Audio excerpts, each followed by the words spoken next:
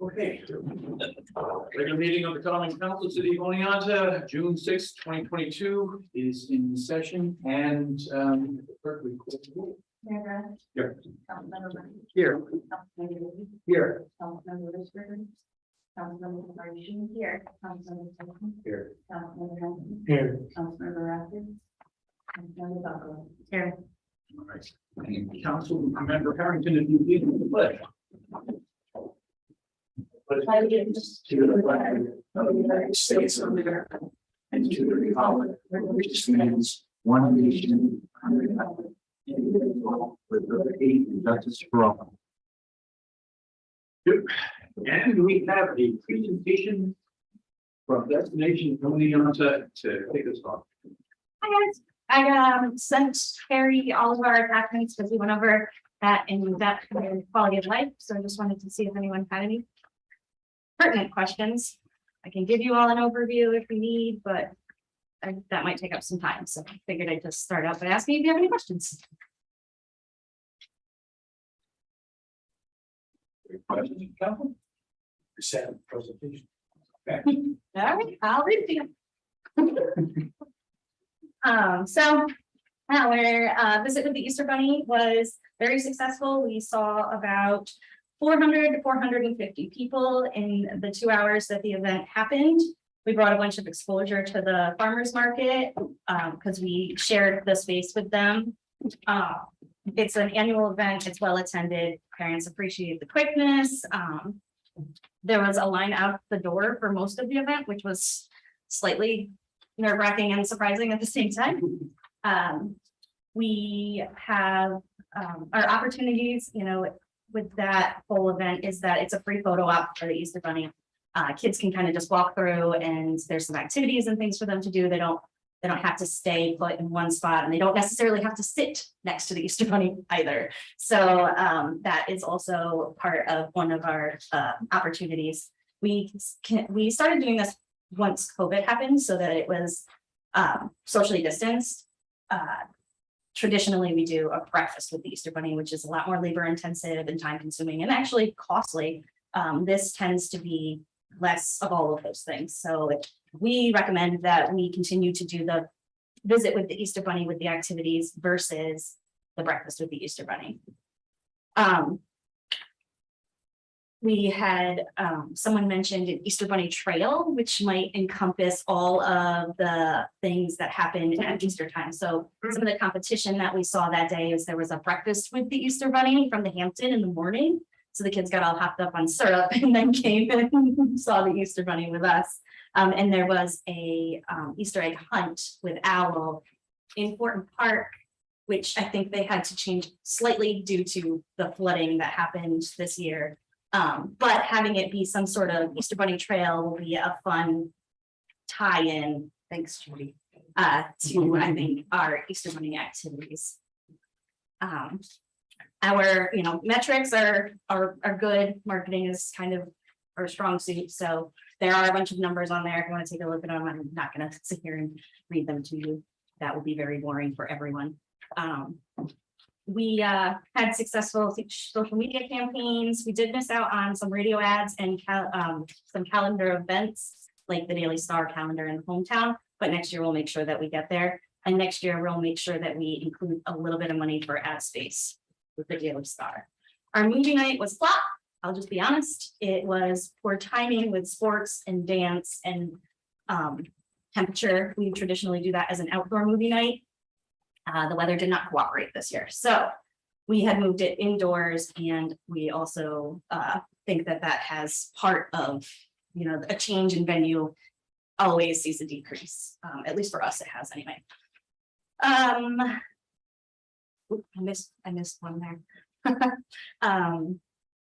So our recommendation after seeing this is to move it to a summer event, have it be in June or July and keep it as an outdoor movie night. One of the opportunities that did come from the flop of this event is being able to help the Parks and Recs department with their kids movie night. So we're hoping to collaborate with them in the future with their kids movie night, hopefully them doing a kids movie night and Dio doing some sort of family friendly, not so kid-ish movie like we did with Spider-Man No Way Home. And then our first Meet Me on Main Street. For our first event, it was super successful. There were a lot of people there. We would say that there were, from discussions with other people, that at least over 500 people in the course of the day. There were a lot of people on the street. They weren't always interacting with people, but there were a lot of people on the street. And it was great until the weather changed. I don't know if any of you were out that day, but it was beautiful until about 4 o'clock. And then clouds started to roll in and the wind started to pick up and everyone went home. So we have made a recommendation to shorten the time to 11 to 4. And it makes it easier for the bands and not having to shuffle them so much. And also when we did our initial street survey with all of the merchants, which was like 40 something people, they all suggested that the best time for a street closure was actually 12 to 5. So we're going to test out the 11 to 4, see what happens. Our next Meet Me on Main Street is actually this Saturday, and I expect to see everyone in this room there. We do have a few competitions. The Dairy Fest is happening this year, and it does happen on that day. So I don't know how much of a pull that will have. It is a Delaware County event, but it's also an event that hasn't happened in a few years. So there's a good chance we might see a little fluctuation there. It is SUNY alumni weekend though too, so heads up on that one.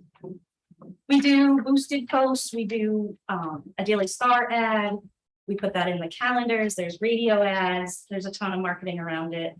We have asked that we get a little bit more buy-in from the merchants and have them advertising as well. One of their biggest complaints was that there isn't enough marketing on that, but we can't do it all.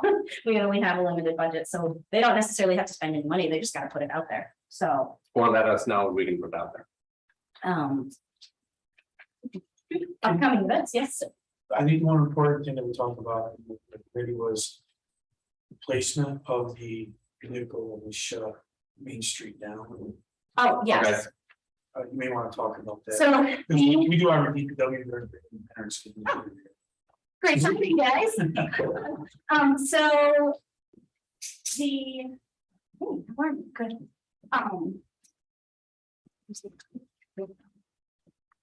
What end? West end, east end of Main Street from City Hall to Silks and Treasures area. Is a bit put off by the placement of the truck due to the church. And that's pretty mildly compared to what we heard. Just did a really good job of how I put that.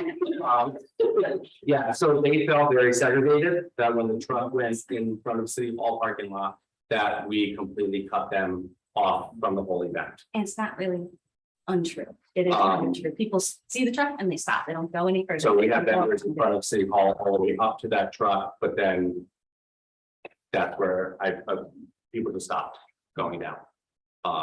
So I know the church wants that happening every weekend now or every street closure, but I don't think it's a good idea. You have some very successful, very upset businesses because of that. So I don't know what the happy medium is there. I know that you guys have mentioned that that was the right committee to bring that to, and you could maybe work the details out.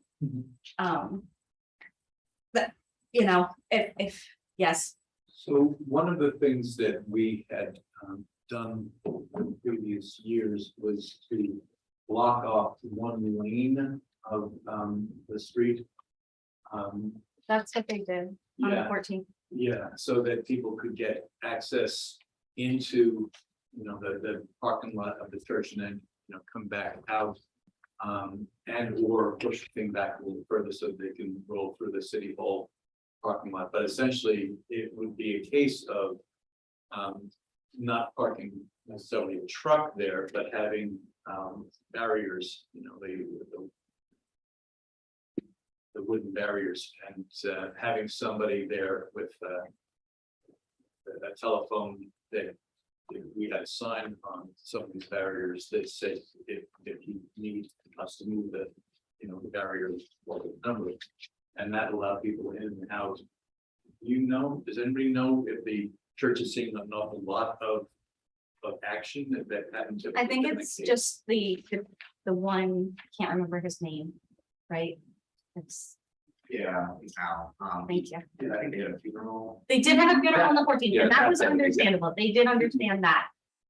But the next question was, is it gonna be like that every time? And I was under the impression that it was going to be that type of closure, correct? There's Forget always been the issue with providing access to the church's driveway.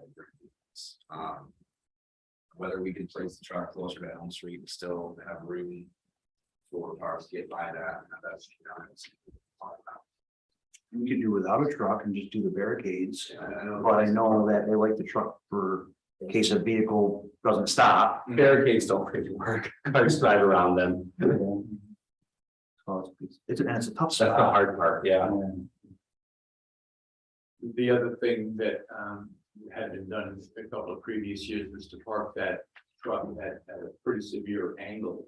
So that its front was facing it was between the two driveways, the city hall driveway and the church driveway. And then angled its back end, you know, as I said, pretty severely so that it was blocking the street. But it was still providing access to most of you know, of that side of the street for shoppers, pedestrians. But just a couple of thoughts. I think people still seeing that truck there is just gonna stop and turn around. Is there a way they can use there and then swing into the city hall parking lot and leave that way? And we leave that space open. And they just know that they drive into the city hall parking lot. I think it's not, we'll have to look. And then still have the truck up further. Just keep us posted. That was the one big issue of the Yeah. day. Like, yeah, it's not a good morning, we'll leave it. Or if you get a smaller vehicle, pickup truck instead, Or even the police car. you had police car or 220.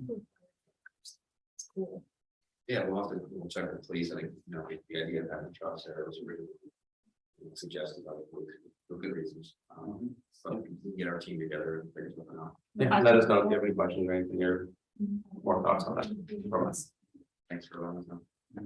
On that subject of people being able to access various businesses, I know I heard from Ruth at the 8th note.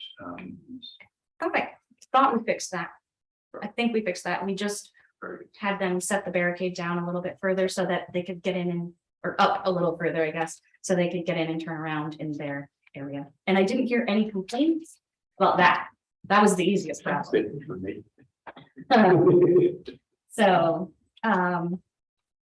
So that's our next event. Then we have another Meet Me on Main. We have two Meet Me on Mains, one in July, one in August. We have the Balloon Festival. And then we have our last Meet Me on Main Street, which is a collaboration with Kano. We also have suggested a rain date for any of the Meet Me on Main Streets, which if we could all do our sunshine dance for this weekend again, that'd be great. Because, you know, Theo throws an event, it's gotta rain. We just put, oh, it's in a, just put it in a bottle. So we did suggest that because it's impossible to reschedule vendors and bands for the following weekend, not to mention there was some conflicts with changing weekends for things like, when, like if we had to change it in May, it would have conflicted with move out weekend and graduation for, Hartwick and SUNY. So we suggest September 3rd as that weekend. We do know that people are still in town on Labor Day weekend and they do look for something to do. So we thought that that would be the best date to do that. And since our event will be much more scaled back for the 17th, because it's the Kano Arts and Music Festival, we think that the 3rd would be best as the rain date. So that is the plan for rain. And on the last note, your next quarterly position will be brought to you by someone else because I am stepping away from GO my last day is the 17th. So David will be here and the board will be there. So everyone will be in good hands still, just not me. Sorry to see you go. I'm pretty sad too. Happy, sad. You know, it was a tough choice, but in the long run, it's the stability that's needed for me and my family. So, It's important. You've done a terrific job. Does anyone have any other questions? I did have one more question. So this Saturday, will the timing be 11 to 4 then? Okay, I think I forgot to change that on the edit that's fine. I just. kind of wanna know. and maybe on all of the other following edits. Yeah, and then with the street closures, hopefully the road is open back by 5, which will help with all of the door dashers and that type of. Mhm. Yeah, I think that's a good thing. Any other questions? No. Okay. We're all set. Thank you very much. Thank you. Thank you. Yeah. Thank you. And we're gonna talk about Juneteenth now, and I see Leandra to get Daniels. Make a presentation. That's right. Thank you, guys. Thank you. Yes, you can let me know. Maybe tomorrow. Yeah, Yes, so Juneteenth is slowly approaching. This year's festival has a focus of health and wellness.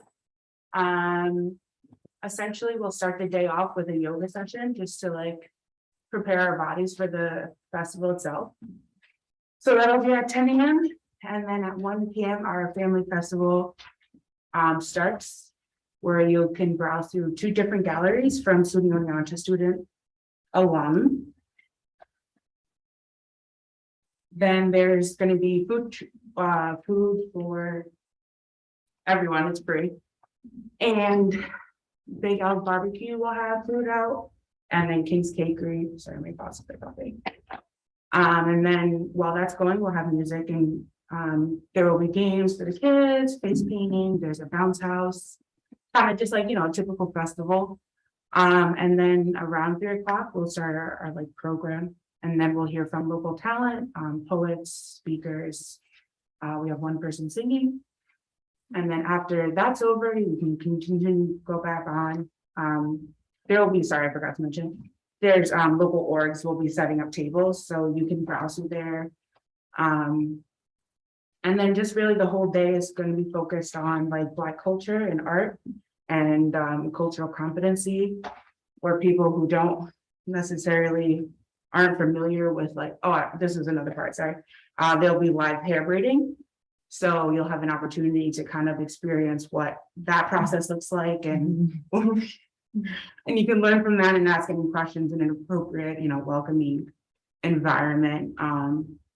So yeah, all these kind of activities will be going on simultaneously. So event goers would just be encouraged to move through each section at their leisure. Am I missing anything? Everything's free. Yeah, everything's free and paid for. Our goal is just like the whole entire day is transaction free for the event goers. So you'll be able to eat, drink, and have fun all day long. Well, till 6 p.m. For free. And we're really kind of pushing that family narrative to get families out experiencing culture together, opening dialogue, stuff like that. Any questions? Looks like. Yeah. Same location as last year and you. Yes, it's in Ewell Park on Field 5. For those not familiar, it's where the old swimming pool was. Any other questions for you?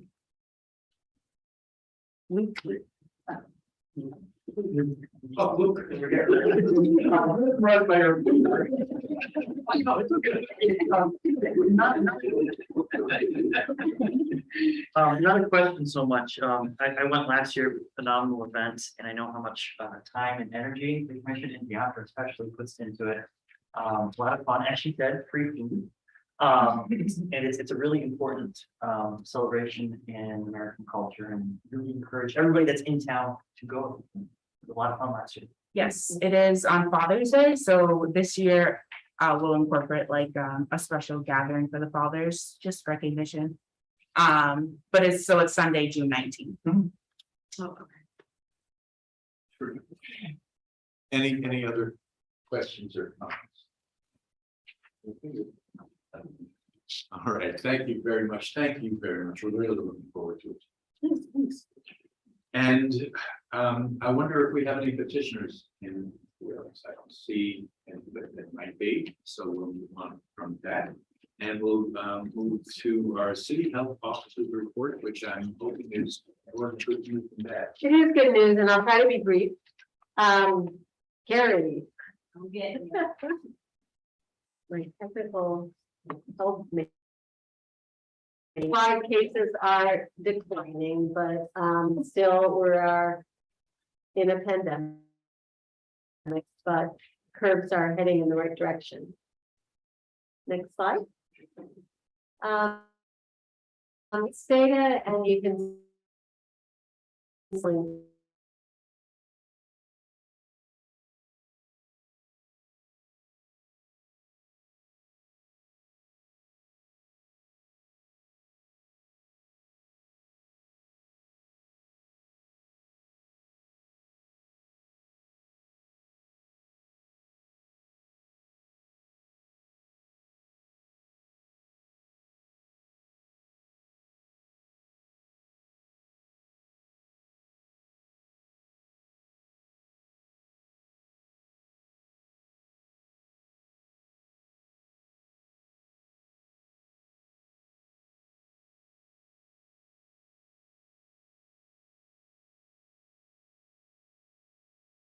seeing that go away more quickly, and there's other parts of the country, just like we've seen during the whole pandemic.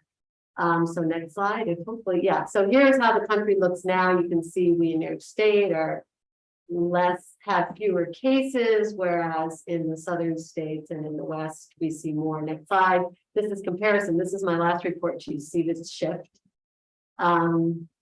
Next slide. This is New York State as of today. Again, we've seen more of a decline than the nation has, and we have also seen a decline in hospitalizations and deaths. So good news. We're still at about 77% fully vaccinated. The vaccination rates have not changed significantly since my last report. Next slide. Otsego County today reported 42 new cases, but remember that includes all cases from the weekend. So that overall, we are still declining, 7.3% average. It was as high as 11% a few weeks ago in the midst of that wave. And the other metric we look at is the 7-day total of cases per 100,000. It's now under 200. And in a bit, I'm going to talk more about sort of data and metrics, but one thing I did want to say that, we are appreciating that the case reports we're seeing may not reflect all cases, simply because New York State is no longer requiring reporting of home tests. CDC is still recommending that, but again, it's not a requirement. I spoke with Heidi today. She said that of that 42, about 12 were people that did over the weekend call in with positive home tests. So we're getting some reporting, but clearly we're probably not seeing the cases we see reported are likely an underestimate of the true cases. Next slide. Here again, but this is nice. It's coming down. This is Otsego County. Next slide. So this was from the governor's report, I think, today. Yes. Okay. So basically, again, what she is saying, what the state is telling us is perhaps a more reliable metric rather than number of cases is that case or even positivity, because again, positivity is going to depend on how much testing is being done. So looking at the case per 100,000 data may be the most reliable. And that makes sense. That's what all the community levels that the CDC is providing us is based on, in addition to the hospital capacity. So for the 3 days, so this is June 3rd, 4th, and 5th.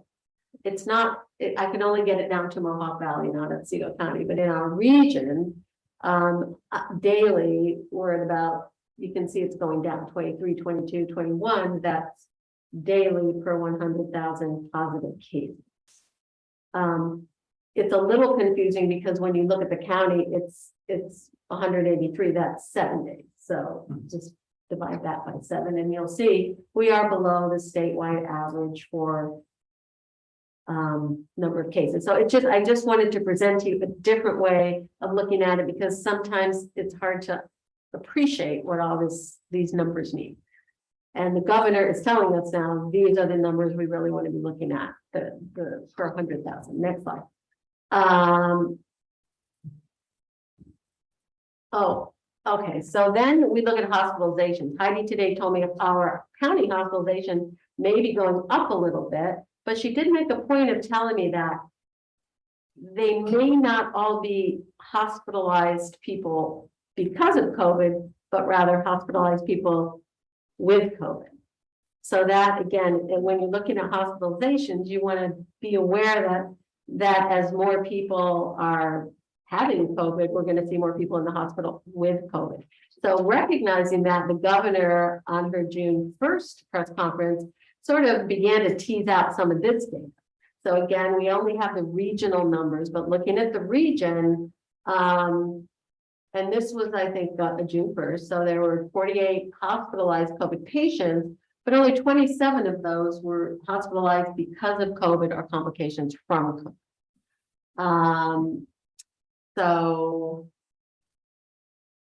yeah, it's just an awareness of when you're looking at, even at the hospitalizations, because sometimes you say, okay, we're not going to look at the cases, we'll look at the hospitalizations. Well, that also needs to be appreciated through the lens of not all reported COVID hospitalized patients are there because they have COVID. Next slide. And then deaths, that's another endpoint, right? Like that, it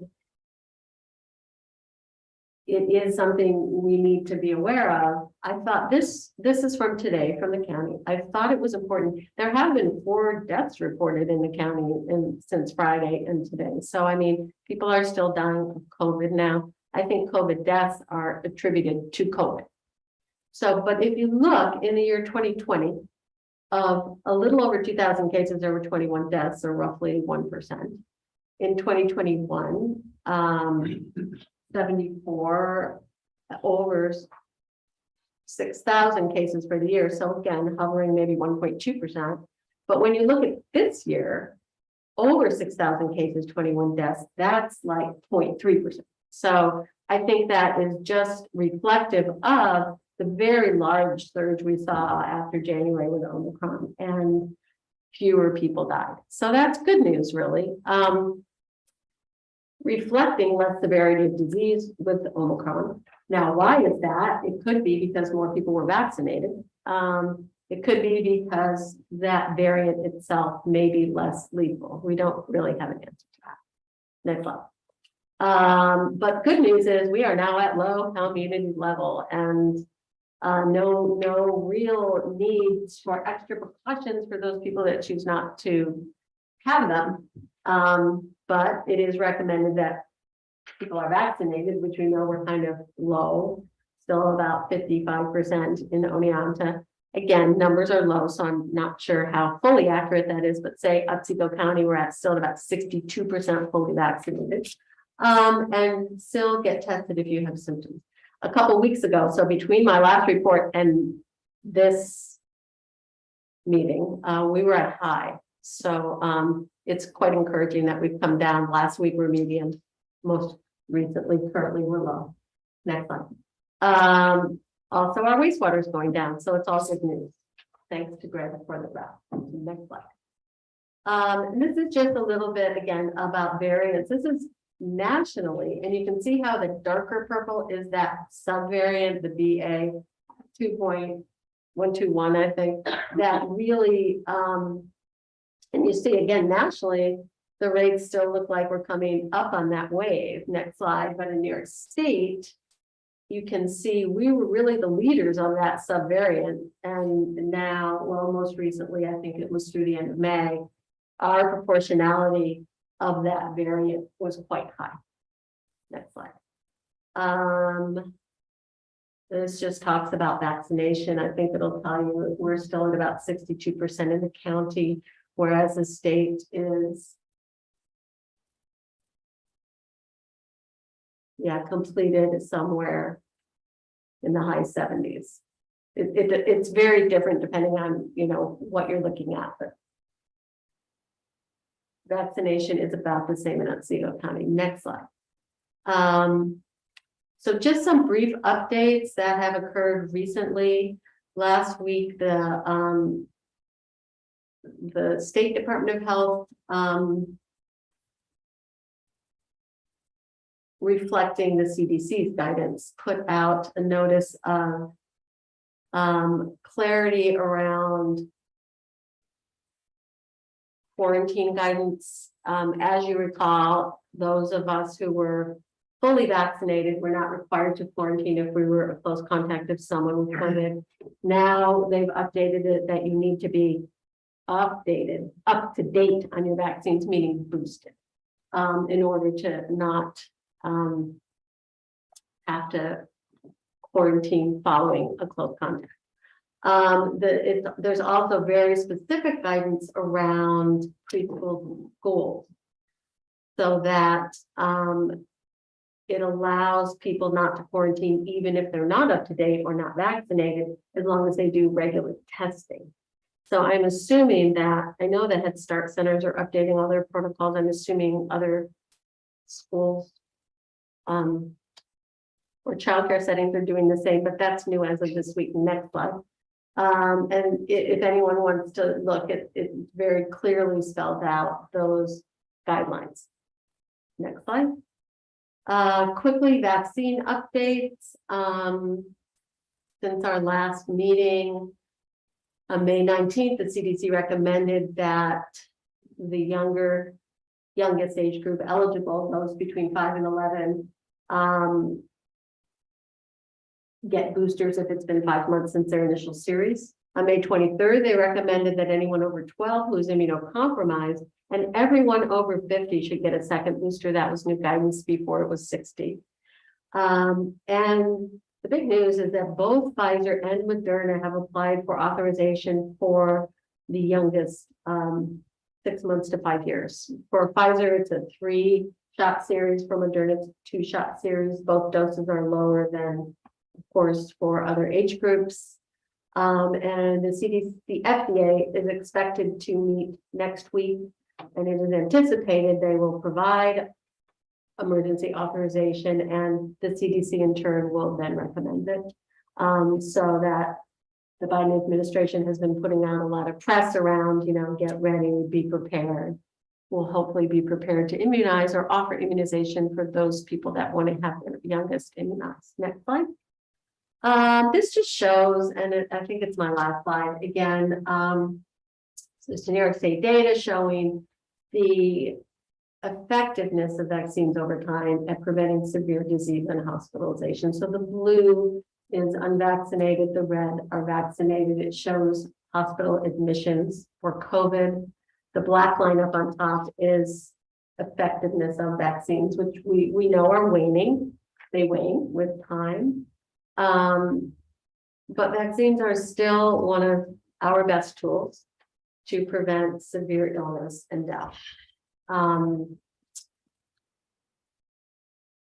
So I was listening to a podcast, and it sort of made the analogy. I think we were all greatly disappointed when we realized vaccines are not going to prevent us from getting COVID. But this analogy in this podcast I was listening to said it's somewhat like seatbelts. The vaccines will not necessarily prevent people from getting COVID, just like seatbelts won't prevent you from getting in a car accident. But what vaccines are still very good at doing is preventing you from having severe disease and death, just like seatbelts can help protect you from being severely injured. So vaccines are one tool. Oh, wait, I think I do have one more slide. Next slide. Masks are another tool, right? Again, we're low. There's no even recommendation from the CDC that we all wear masks in indoor settings.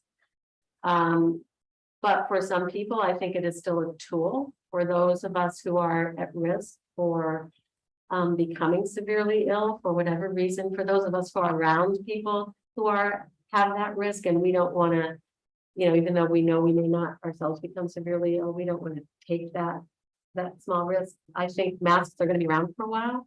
And again, I think it's one tool, just like vaccines are one tool. And just like the treatments we have now, which I won't go into, but we kind of talked about last time, we have many tools. We're still in a pandemic. Hopefully the numbers will continue to go down. But we can, as you can see from the maps, it just keeps going different places. New variants are arising. I think that we don't know yet what's going to happen with long COVID, whether people who become less sick or who get it, who've been vaccinated are less likely. There probably are less likely to develop long COVID, but yeah, I think we'll just keep being optimistic, and that's the end of my report unless there are questions. Any questions or comments? Thank you very much.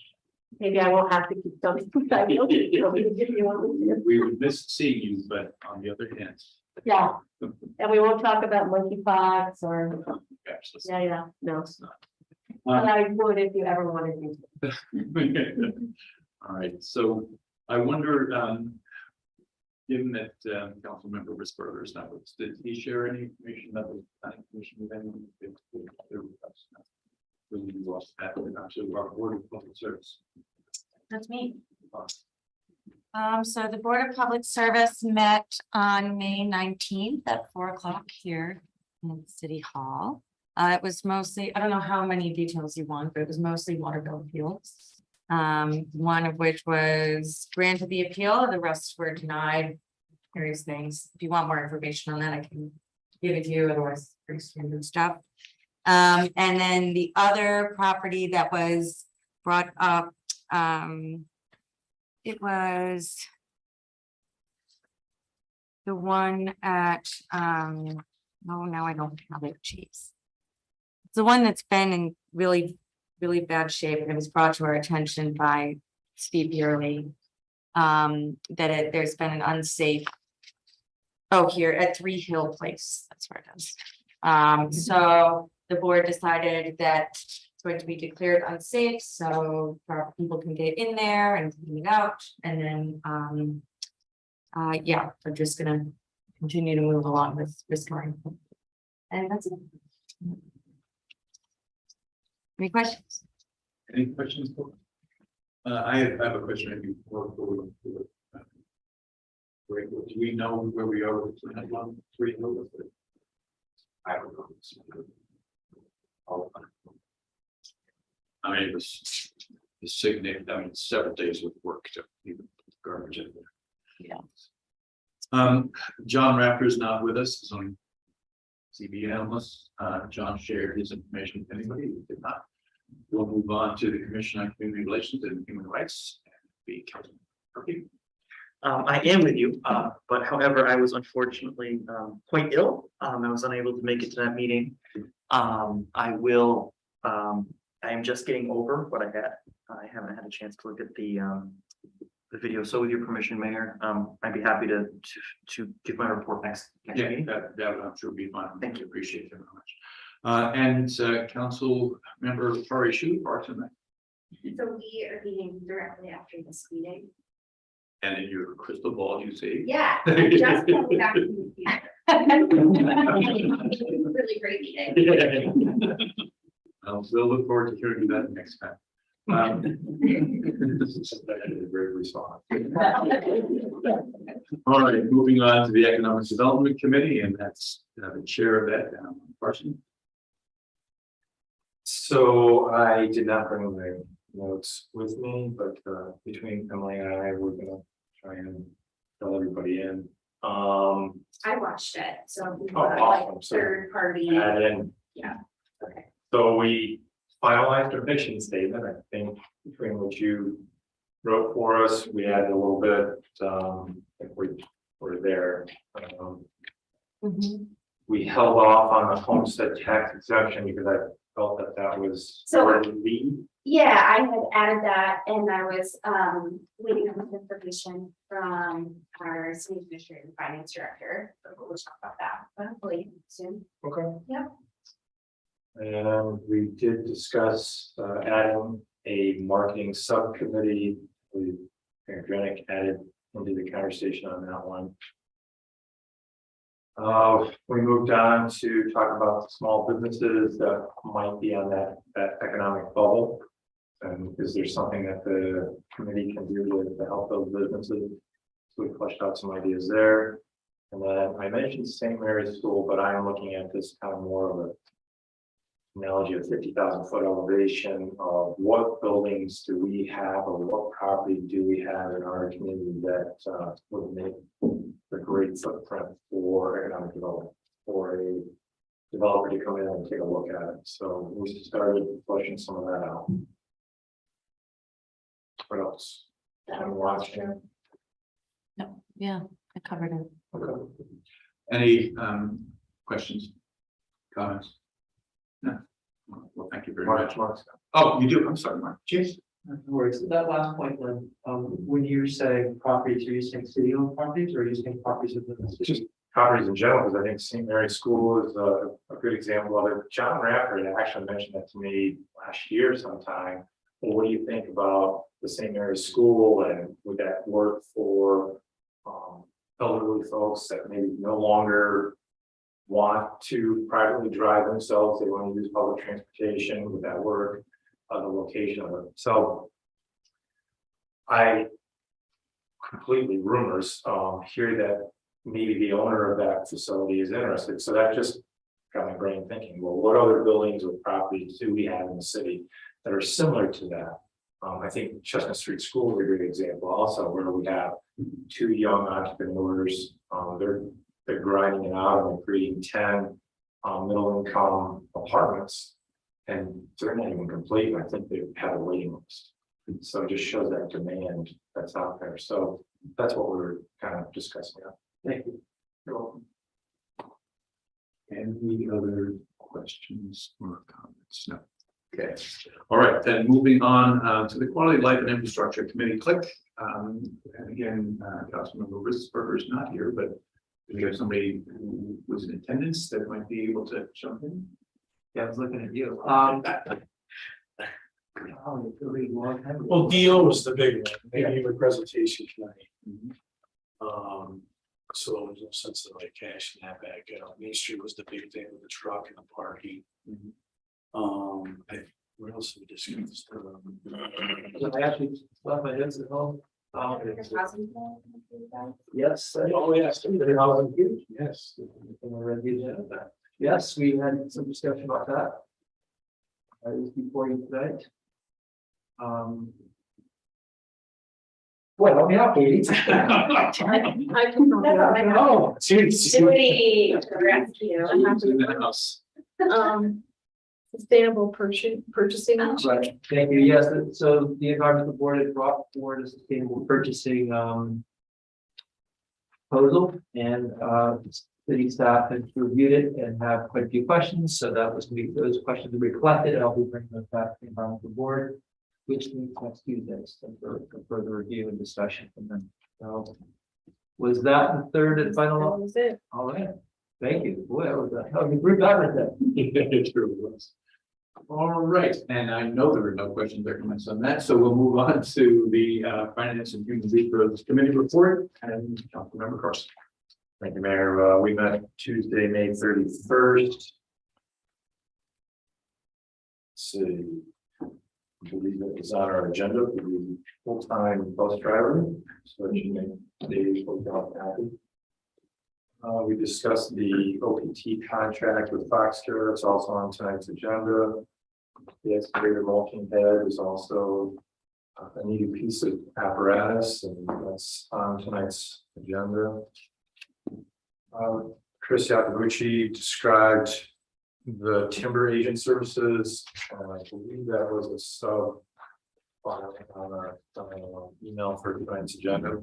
If there's any questions. Well, basically, we're hiring someone that knows our land inside and out, has provided this service to us before, and will take on all of the responsibility of what is harvested, what will not be harvested, and basically guide us through the process, but also be that extra set of eyes for the contractors that are out there in the woods. Is that a good summation? Perfect. Okay. I wouldn't say perfect, but. I was listening to you. How's that? Judy talked to us about the Springbrook easements and agreements that are coming through. She's working with our city attorney. And I think the only question that was raised was by myself, and that was about the elevator. If you guys remember, the elevator was $330,000, so that's the majority, the lion's share of our public-private partnership. And I was also very concerned about the HVAC system when we did our walkthrough. I went to Katie because she and I were there for the walkthrough.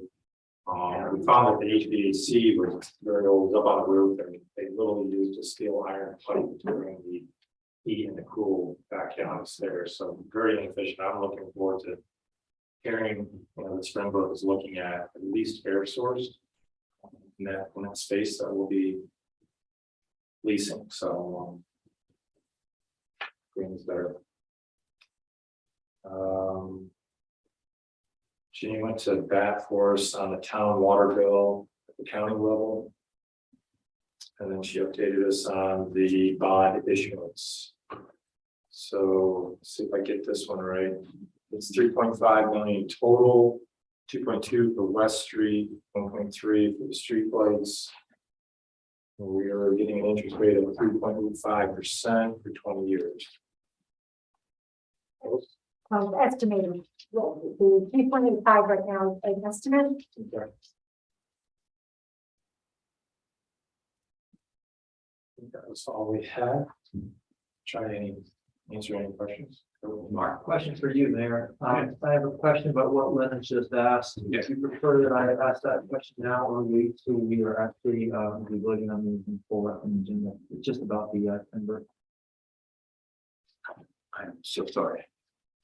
Would you rather me ask a question now about Len's report that has to do with something that's on our agenda? Or would you rather me wait for us to? I think we're perfectly fine having. Yeah, no, I'd rather flush it out now. Great, good. So question perhaps Chris for you. So that's what the scope of the contract with these folks. There was some concern from the environmental board, whatever the last round of tendering was, about some of the cleanup afterwards in terms of how they approached some of the whatever group that we used, as well as in kind of how they got about getting at some of those so that they really disturb some sediment into waterways and things like that. Are we going to have some tight boundaries? Are we going to be able to work with this to put some tight boundaries around their kind of request for proposals for this tendering? So they're required to follow stormwater practices. They're required to follow DEC standards for harvesting. From what I understand, Greg, correct me if I'm wrong, I understand that there was a blurb between what happened on the airport project versus the timber harvest. To my recollection, I could be wrong, but I remember there being, some real upset neighbors when we did the airport structure removal projects. There may have been also some concerns specifically about the timber sale. I remember the bigger airport, we were clear cutting, but I'm not aware of specific concern about the timber sale. This will be a select cut. They're not gonna clear cut.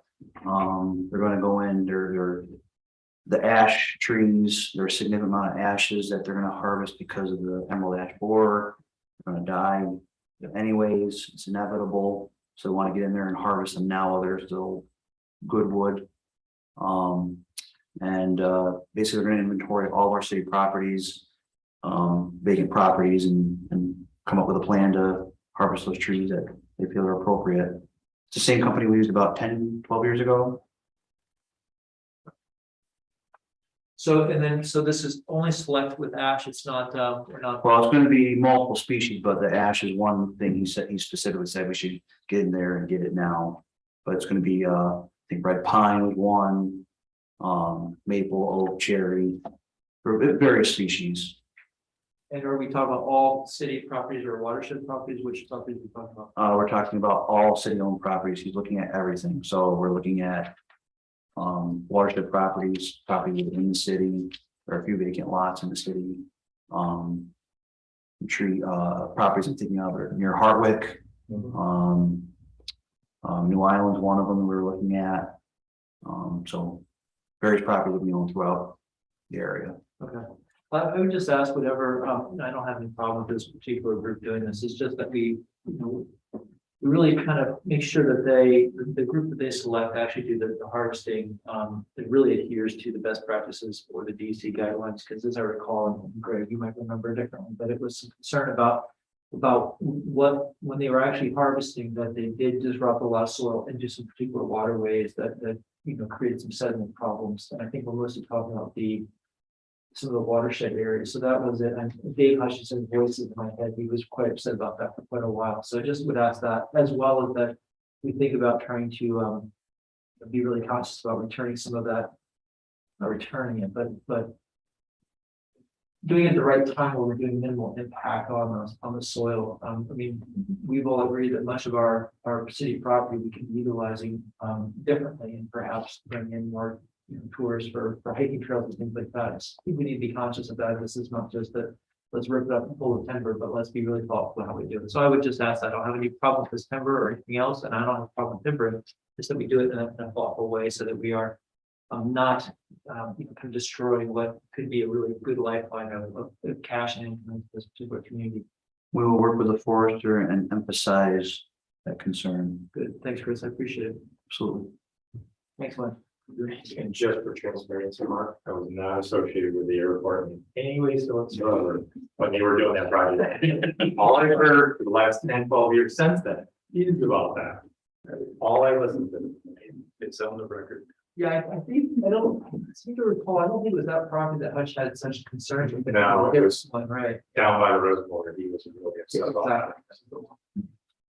Exactly. If you know Hutch, you know how they can, if the beat is on it, he's on it, and it's good. Sure. Thank you. Good. No more questions. No more comments. Well, thank you very much, guys. We are going to move now to our city administrator's report. Ray. Thank you, Mayor. You may have received a series of nixels over the weekend, water main breaks that DPW is dealing with. It was a long weekend for some of our guys, and I wanted to just send a big thank you to individuals.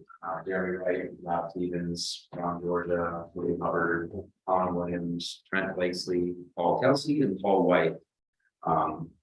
Spent much of their weekend, Friday, Saturday, and Sunday, working 15, 16-hour days to repair these successive breaks on West Street. This has determined the cause, increase the pressure spike due to a malfunction in the pressure reducing valve that's been corrected now, led to these successive breaks. I think the first break might have been that kind of was a catalyst for this beer malfunction, pulling in some debris. But so I just wanted to share a big thank you to them, because they really, they got the great attitude. I stopped by his site yesterday. They're still in good spirits, despite it being their third day in a row working. So it shows that we've got a pretty good team there now. They work well together. Cultural resources survey, or as a historic resources survey that CO 2000 was undertaking. Remember, I think last year, maybe last spring, the city agreed to contribute $7,000.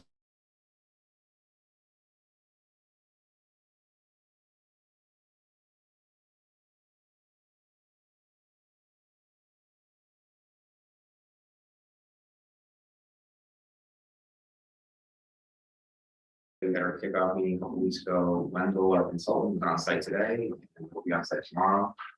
They do a process they call immersion, where their whole team, engineering and architecture team, comes on site, meets with the city staff. We're really kind of start to dive into the details of utility issues or various things, exactly where curves get laid out. They're going to be doing a site walkthrough with us again tomorrow morning. They'll be spending some time in the council chambers all day working on basically developing that design. Meet with us again at the end of the day. And our takeaways from this 2-day immersion, hopefully we'll have a pretty clear schedule we can share as to the design phase, taking us through the rest of this year. We'll come up with some tentative points at which we'll be coming back to the council either through the committee process or directly to the council for some review of different milestones, like 35%, 50% step along the way, and just feedback from you guys. So more to come on that. I'm going to update. Renner Recreation Building project that's being renovated to take personnel office staff down there is coming along nicely. They're actually moving down there now. And I think for the next week or so, we'll probably be set up in there. Katie mentioned she'd have an open house sometime and come down and check out the new space. Let's figure that out. Detective Jennifer Torres will be retiring on Friday this week. She's been with the city since 2002. She's been our go-to person investigating crimes involving juveniles for a long time now. Before that, she was a highly qualified police officer before being assigned to the detective division. She has demonstrated a broad base of knowledge, which has allowed her to effectively support the patrol division in carrying out OPD's mission. We wish her the best. Our final walkout is this Friday. That was all I had. If there are any questions, we have to take them. Questions for Greg? Yes. So back to the multiple water line leaks. In association with the contracted work. No. Not that I'm aware of. There was no call. And then with Wendell. For this 2-day immersion, where do you see the legislative body participating in the immersion? I We didn't heard see the immersion as the time for having detailed council involvement, and this is really, you know, Judy and Chris and Jenny and I, and Dave Hoteling and Steve Early, the team that's kind of involved mostly, which tomorrow we'll have more members of the DPW looking at specific issues, looking at the sewer pump station down at Park Drive, how do we deal with that? You know, where can we, you know, what are the structural issues in the garage, and we look at those kind of details are really what the conversations about. I think what comes out of this is the schedule and our timeline, and then we'll have a little bit more direction, and probably in a few weeks, maybe a month or so, we'll be back at council, I would imagine. Don't hold me on that until we finish going through with Wendell, but I think we'll come back to the council presentation as to where we're at and kind of make some real decisions as to what we're going forward with. Right, so given the last process that we went through, your staff had gone through this before this council got it. And then we were presented at the last minute, so I'm just wondering, when do we get an opportunity to make any interjections in the thought process? Like, I was disappointed that there was no solar panels at all offered up on the last round. I'm curious to hear from our transportation director of the bus bays, because I know that for every bus bay, it adds to the cost, and I wonder how you and your staff were dealing with it. So I would just like to have a participation process brought to the council before it's through the presentation, kind of take it or leave it. Right, and that's basically what you're describing is what I was describing now. That 35% or so initial meeting, that's the point where we can change directions or get that feedback before we're too far along, where it's, you know, we don't want to come back like you were fine and say, here it is, we're done and ready to go to construction. We'd like to come back and get your feedback for those benefits. We did actually mention, getting brought up solar panels today as a consideration, being on top of the bus bay. Canopies that were able to install those, that's something that we look at. Yes, I mean, it's a great location for solar panels, but it's literally in the line all day long. So I was disappointed the last time. Okay, and then for the bus bays, yeah. You can just do a little bit of driving and see them everywhere, where they're putting solar panel roof systems over bus bays. So if we're moving towards electric vehicles, then our buses will obviously reap the benefit of the solar panel. Yeah, but as far as electric vehicle charging, we're looking at, you know, we'll have to be talking more about that discussion yet about how many electric vehicle charging stations have within the parking garage for cars themselves, level twos, similar to what we have in the street parking lot. Buses themselves will not be charged at the transit hub. They'll be charged at the bus garage outside of the lane. That's part of our process with, I'd say, that fleet electrification program we went through. So we kind of ruled that out from the need to charge buses there, but that doesn't mean the solar panels wouldn't still be helpful. Before Scott, before you jump in, Greg, if a council member would like to audit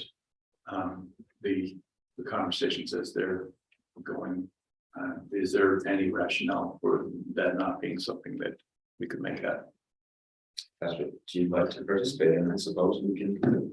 I'm suggesting auditing. I'm not suggesting, you know, getting deep in the weeds on things, but should a council member want to have a more firsthand view of what's going on. Okay. Scott. I was just. Okay, my only question is, I know you talked about it once. Is paid parking or any kind of. Be able to go in and out to pay or whatever, is that part of this kind of discussion, or is this further on down the road? I mean, the overall look at a parking downtown is something that's kind of separate from this, that we're looking at, or just getting into that. Obviously, if there are gates that control access to the parking garage, that would be something we hope to install as part of this project, but we haven't had any discussions with one about that yet. Good. Okay, any other questions? Appreciate it.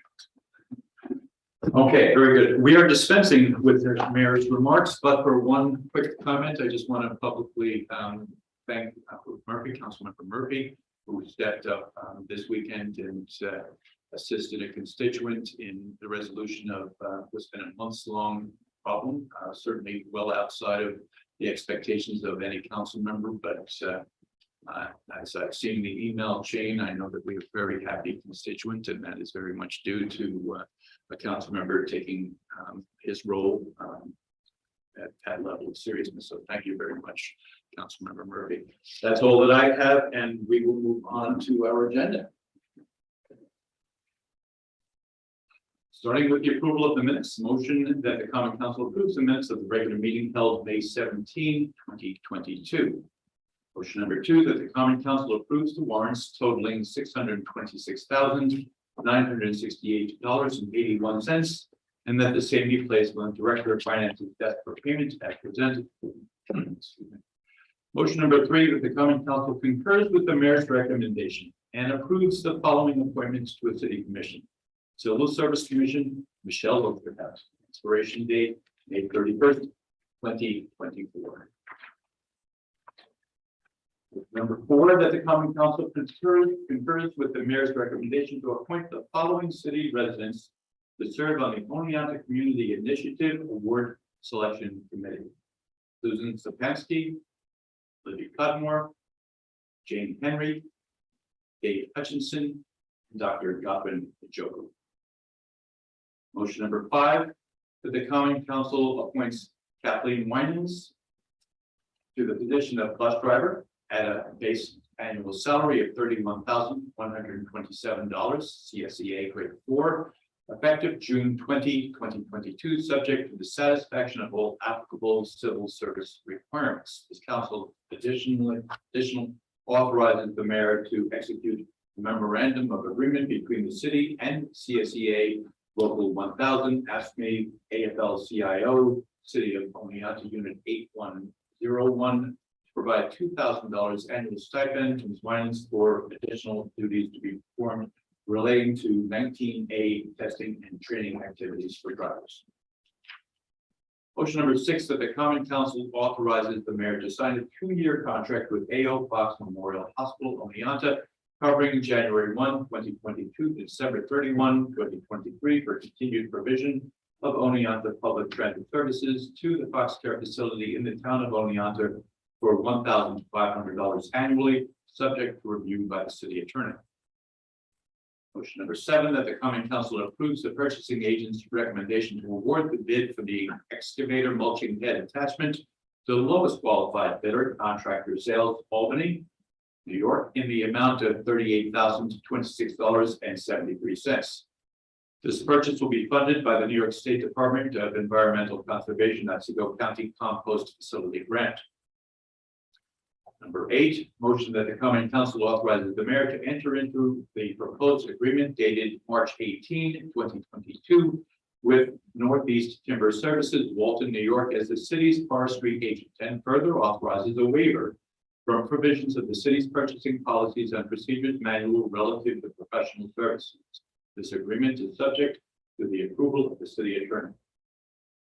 Number 9, motion that the Common Council approves the following resolution: City of Oneonta Fair Housing Plan. Whereas the City of Oneonta, the city, is committed to to furthering fair housing in the community and to meeting its responsibilities as a recipient of federal community development block grant funds. And whereas the city will make a good faith effort to ensure that residents are aware of fair housing provisions under federal and state law and the processes and assistance available to obtain compliance with existing statutes.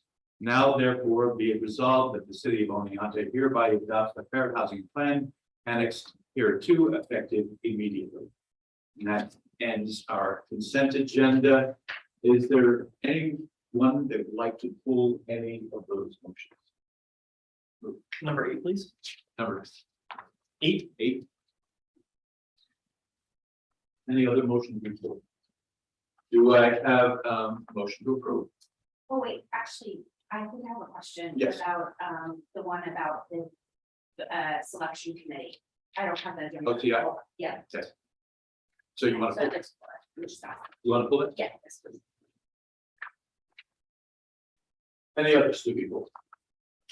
Do we have a motion to approve? Len Carson, followed by Mark Davies and. Councilmember Murphy. Aye. Councilmember Davies. Yes. Councilmember Carson. Aye. Councilmember Carson. Yes. Councilmember Harrington. Yes. Councilmember Falcon. So that carries. And we now, I'm going to go to motion 4. And what's up? Oh, so moved. I'm sorry. Oh. Motion. Yes. I'm sorry. My gosh.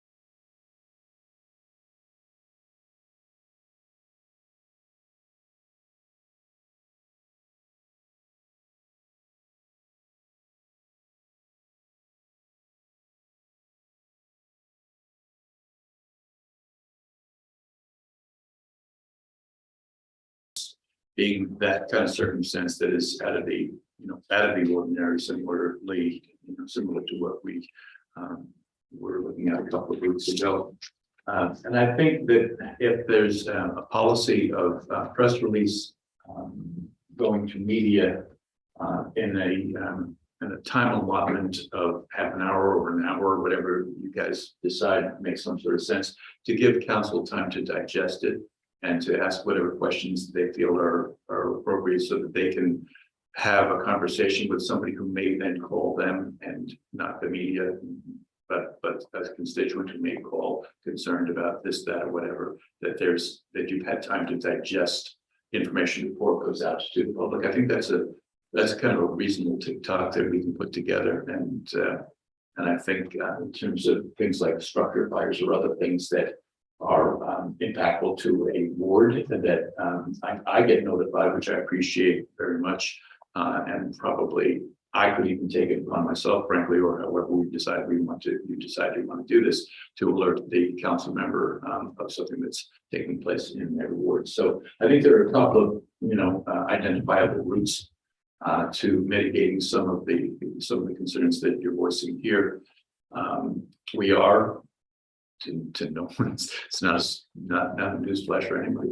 We are still very much trying to figure out how we get from here to there relative to our budget.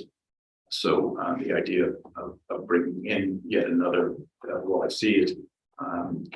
It's I suspect that our pursuing other courses to try to rectify and address the issues may be, the more logical approach. So if council is inclined to have conversations around this, either within or without, we can set up. Mark, are you raising your hand? Yeah, but you seem like you want to conclude it, so I can. I think I just did. I guess basically what I'm saying, if council is inclined to want to set up a small group to take this, into deeper discussion, I think we can do that. Or Mark. Well, based on that, I will respond. This became a process conversation, started a position conversation, and I would have to discuss the merits of the position a little further. But I don't want to discuss this position isolation of all of our positions. I feel like if we're really having a conversation about a position, we need to think about all of them. And have some thought about what's the priority and what are we going to do and what are we going to fund. You I think hit it rightly. So the budget is a concern. So rather than say we need to do this, let's look at holistically all of our positions and make some prioritization to it. And obviously, I think that's part of what we do the budgeting process.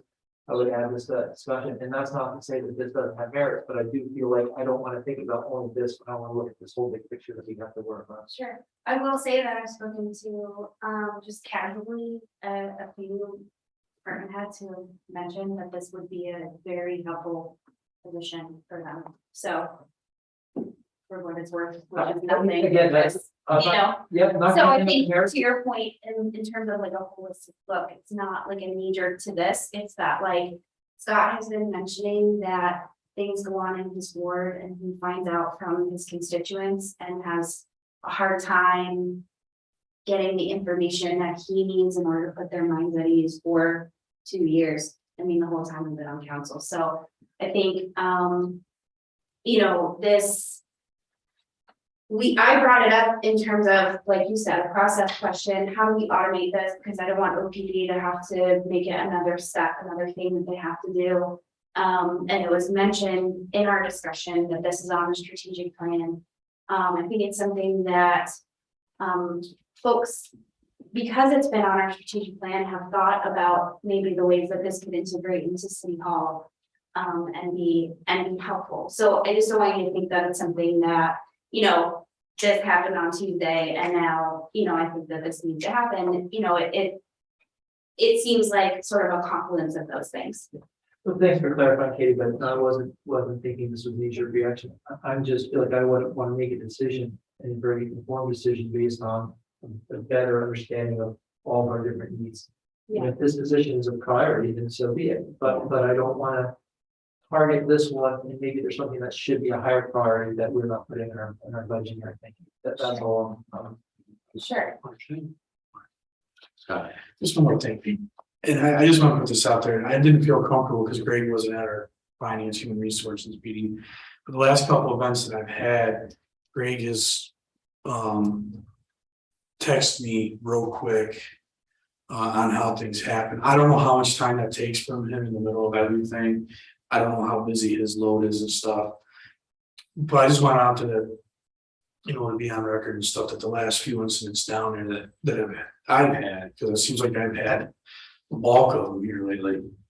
Greg has really been, I think the last one was I think it wasn't very long after the incident happened, and then it was right after that, within 2 minutes, I received my first phone call. So I don't know how much is on Greg's plate. I know there's an awful lot. And, so if this does help, I would support it, and, but I think it's like you said, Mark, it's a bigger conversation, and I think it's one that's warranted with our departments and trying to help out and ease up some things. So I would just make 2 suggestions. Versus maybe more than observation, which is things happen in a 24-hour period period, and any position that anybody's hired to, the expectation is probably there'd be some time frame to that. Greg, you're right. Greg responds with books worth of text to make certain that you really understand everything about whatever the scenario might be that you're asking about. I can't imagine how you get all of that done while you're trying to do something else. So if I haven't said that out loud, I really appreciate it. I know we all do too. So there's the time constraint around any position and whether or not they would be in fact available, in after hours, position to be able to be effectively engaged in conversation and even direction. The other thing is we're going to be looking at a budget.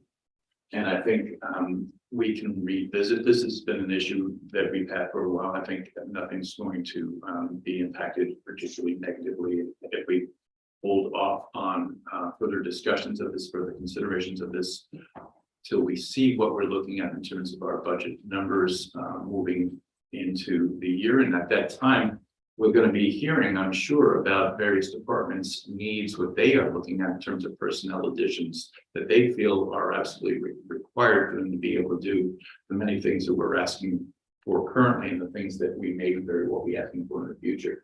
So to Mark's point, to Councilmember Davies' point, where this lies, not that it's not a priority, but it may be less of a priority than other priorities, and that's what the council will decide. So that's my recommendation, is that we thank you for bringing this up, and that we look at this on the other side of our budget conversations, where we have a much better idea of what our options may be. Does that make sense? Certainly makes sense. But Well, I'd just like to throw back into Greg initially asked, what is it that we're looking for? So I think Finance/Human Resource Committee would be a good place, so that other council members, please send your thoughts to Greg so that we can keep having that conversation within the committee. And I just, if I can piggyback on that, I'd love to hear from department heads too, and thoughts of potential integration. Right, but again, through the pyramid that we already have existing, which is the city administrator. Yes, sorry, not directly to us. Well, to your point, Katie, I've mentioned before, I think that I'd like to, organize a process where we're going to take some time, whether it's at committee meetings or special council meetings, as part of the beginning of our budget process this year, to talk to department heads and hear from them. What are their priorities? What is it they do? What functions are their departments serving? It's mostly obvious, generally speaking, but to hear specifically how they spend their time, what are the things they can't get to because they don't have the resources, and how to get better out. I think that will help give everyone a better picture of all the priorities like we're talking about. It's not determine whether it's in. I did just want to say that I agree that, I think that anytime, the exception of that one email, I had a question, which is still don't have an answer. No, I'm just kidding. But I think that you do go above and beyond to make like the next step to make sure that we understand. But I know too that you have like a lot on your plate. And I had something else that I was gonna say that related to that, and it's totally gone because I made myself laugh. Okay, sorry. all right. Any further discussion on this for tonight? Sounds like we have an action plan now, even though. Yeah. And we also know that we have the Finance Human Resource Committee as a conduit for that conversation. So, so with that, we'll move on to any additional business, any additional council. What's the tie? We're gonna tie it right. Oh, no, I don't. I'm going to say Scott. All right, I'll go first. Mine's really wants to shout outs because it's been a busy couple of weekend here in the city. First off, Dave Voltaire stepping up when Ray was on vacation. We had one of the very busy weekend. I want to give a shout out to him. He did a really good job. I want to give a shout out to our city fire department, with the structure fire on High Street. It was very hot. The first crew was very spent when we got there. And a shout out to the volunteers that came to help them out. You know, the city couldn't do what the city does without everybody being on the same page. The police department showing up and, you know, they're running around handing out water and stuff. So it's a good team effort. It was, you know, they really deserve a lot of shout outs for a busy weekend, you know. As we discuss, you know, the unfortunate incident too, they were very busy, they are still very busy. You know, the community, when they ask questions and stuff, the police departments were very responsive and putting people at ease. That's very important as well.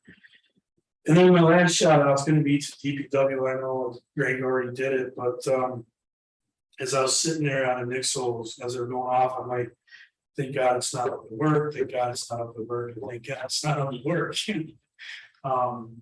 But they were very, very busy, and then to lose your whole weekend on a Friday, a Saturday, and a Sunday, to show that dedication, I think our DPW crews deserve a big round of applause for that. Especially, you're kind of holding one of the treasures of being in a city with the water supply in your hands. So, you know, the quick reaction time and stuff like that. And Chris and John and, you know, your whole crew, please explain, you know, tell them thank you for that. We really appreciate it.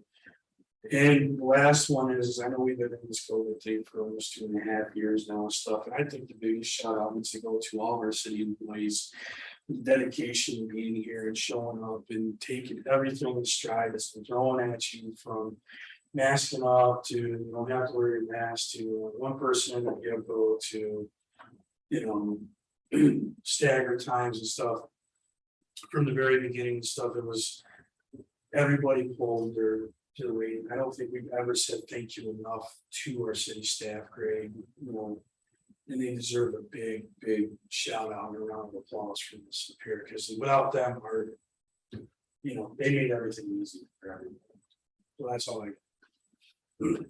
Real confirm.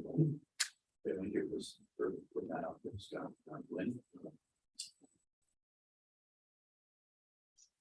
So I'd like to acknowledge Mayor Drenick and past Mayor Herzig for the participation in the Memorial Day Parade and the ceremony that was down in the park. I've had nothing but positive feedback from both of their speeches, primarily Mayor Drenick's, the veterans I was with in the last few days. They have commented multiple times on your speech and your heartfelt thoughts that you shared with us that day. So thank you very much for participating. I met with a downtown building owner who also has a business, and he brought forward the negative impact of scheduling both graduations on the same day. And what that meant, not just to him, but to his neighboring businesses. So I don't know how much the city participates in that process. We don't, but we will. It does have a negative impact financially on our downtown businesses and our city businesses. And then the next one would be just, I would like to be updated on your meetings with the Housing Commission members. 2 weeks ago when we had a council meeting, you said you were going to have meetings with them, and I didn't know if you already had those meetings and if you could update the council. Okay. I was hoping not to tonight, but I will. So that. I've met with every member of the Housing Commission. I've asked for everyone's resignation outside of the chairs. We have spent the last couple of weeks in reconstruction of the Housing Commission to be something that is, I think, going to have a pretty fast impact, but pretty quick impact on some of our issues. We're going to be looking, anybody who's ever worked with me knows that I'm not comfortable in groups of 3 and 4. If I'm not surrounded by 50 people, I wonder where everybody is. So we're going to assemble 40 or 50 people. In fact, we're going to have 7 working groups. They will be ad hoc committees, which means that, I don't care if somebody is living in Timbuktu, if they can help, we want them. We're going to address the situations, because when we look at our housing issue, there are very specific issues. We're going to address those uniquely, individually. We're going to laser focus our solutions. We're going to run them up through a newly constituted commission that will act more as a vetting agent, there'll be 7 members of the housing commission. Doing some work here. There'll be 7 members of the housing commission. Each one will be a liaison to one of these 7 work groups. They'll have specific experience that's going to inform their connection to those work groups, but they will be liaisons. There'll be members of those committees, those ad hoc committees, but they won't be chairs. They'll bring that information back to the commission itself. The commission will vet, will connect with David Mertzig, Katie Becker, and really anybody who will have an opinion and information that may further inform what's been brought to the commission. That commission will act as editors and support to these various work groups, and they will then take that's been supplied to them, and I think what's going to be a pretty regular fashion, up to the appropriate committee or council for our action, and we will start to fix this problem. Yes.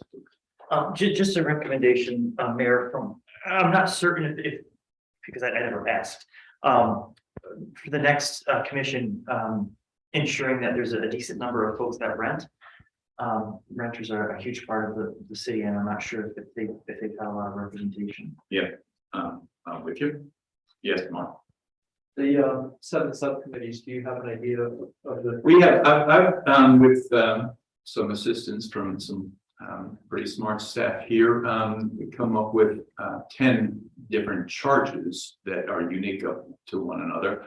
I'm going to sit with the chair over the course of the next couple of weeks and drill down to 7, unique working groups so that we have a little something for everybody. I think that we'll be able to take these 10 charges and find homes for them to nest within these 7 various working groups, ad hoc committees.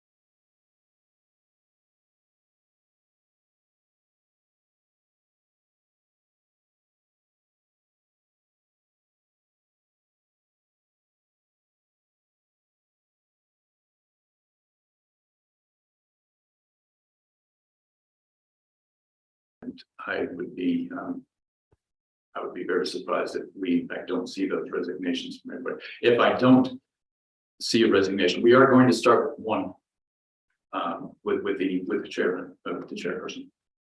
And so I'll cross that bridge, I suppose. So you're only keeping one member of the. Correct, I'm keeping the chair. Okay. Everyone, however, who is a member of this commission will wind up working on something. I've asked everyone to take these sheets home with them and to determine the things that they can sink their teeth into, that they can help us with. Sorry, Grant, but I think there was one other commissioner that brought to light the discrimination and voted against it, so I would hope that you keep that individual I'm honestly, on the commission. it may be that some of these commissioners are brought back into the commission. I am starting with this blank slate as I can start. And I feel that's the appropriate thing to do. My only confusion was because I thought Ed was co-chair. We are, no, I believe he was voted out in that last meeting and, again, so I'll have one member, she and I will work through this. We'll determine the 6 other members, but more importantly, and this should not be lost on anybody. The commission itself will not be doing that hard work. It's all of these 7 work groups that will be doing the hard work. The commission is essentially going to act as editors and support staff, essentially, to ensure the success of each of these work groups. I like that. It sounds like the environmental board where there are a lot more things on deck and they get a lot done. So big problem. So And I've had nothing but good conversations with all 7 of these commissioners, so I don't have any doubt that we move forward in positive. Scott? The only thing I would suggest is when you sit down with the chair and give that, we were just talking about the talking points and stuff, have a liaison for that committee from the council in there, so they can hear it firsthand, so that when they're in the meeting, they can make sure that everything is being followed the way it's supposed to. And That's right. and with that being said, I want everybody to know, I've asked Mark, first to know if we're restarting the committee, I would like to come off of that committee and put a fresh body on there so that it's an even start from the beginning. Due to the frustration when I was sitting there, because I don't want to be any kind of negative influence there. Well, I don't think that enters into it at all, Scott, but I appreciate that. We are going to put Emily Falco, Councilmember Falco, into that position, and it's nothing at all to do with Scott. But Emily, being a part of the Economic Development Committee, will be able to provide the Economic Development Committee with a report that is, there's no third person, there's no third party. It'll be direct, and of course, you'll bring that back to council. So there'll be a much more integrated level of communication between the Housing Commission and Economic Development, which I feel is also a plus step up. So between one thing and another, it's everything for reasons, but my mother always says, and so that's what I'm saying here as well. I don't know that I would have stepped in and made these kind of modifications, but for the fact that I need to step in, period, and as I have, this makes a lot of sense. It jives very much with my track record as a manager over the course of years. And I feel like it's hard to say that there's any commission or committee or board that's more important than others, but certainly there is none that is more important than housing. So we need to make certain that housing is going to work for us, because everything else is going to be successful. We're not going to be marketing, including all of the things we're trying to do in terms of development. Everything is going to be impacted by whether or not we are able to solve our housing issues. Yes, Kate. I have one other. Yes. Unrelated. So are we going to leave? That was somebody's got another question. Yes. Okay, the telephone of the wind is a thing that is really happening. So Bernadette Fincher-Spell, who's a local breed therapist, has partnered with the City Parks Department, and so thank you to Chris and DPW, right, for working with her, and Lou and Terry and everybody has been very helpful in getting that going. And she had BOCES build, some students from BOCES build like a shelter for this phone, and so it's a real thing, and it's really happening, and it's being installed as we speak. And there's gonna be a ribbon cutting next Tuesday, the 14th.